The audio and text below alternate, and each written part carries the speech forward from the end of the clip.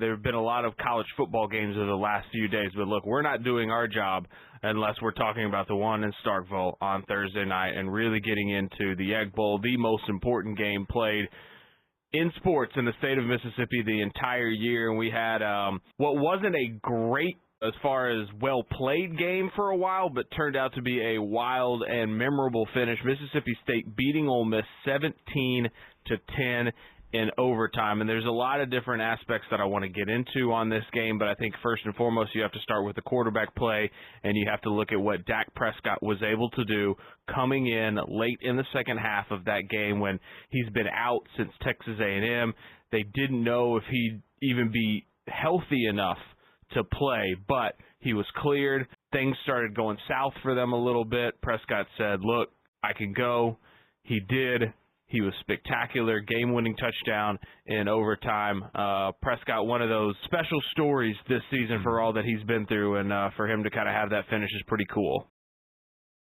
It's as bad as it's ever been. It's far worse than it was last year because they're very much devoid of talent, and the talent that they do have is so young, it's not ready to be on the field right now. They had a couple of key injuries earlier this season. I do want to point that out.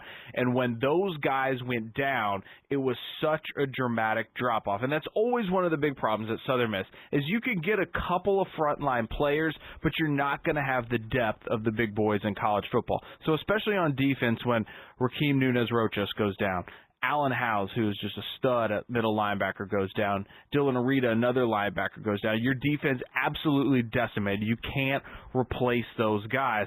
And in turn, it has resulted in what we've seen the last couple of weeks. And just want to throw this number out at you. At halftime of the last 5 games, Southern Miss has been outscored by a total of 150-23.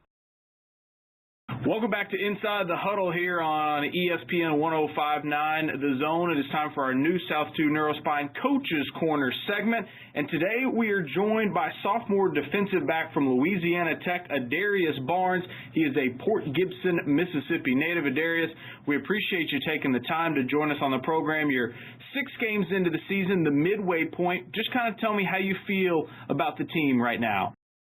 He's a good guy, but besides that, his record speaks for itself. To take over a program that is very talent-laden in Hazelhurst, I get it. But you don't win 43 games in 3 years and go to 3 consecutive state championships, win one of those, come very close in another one without against being a vastly superior Louisville football without team. being a dynamic coach. Yeah. And I truly believe Randall Montgomery is.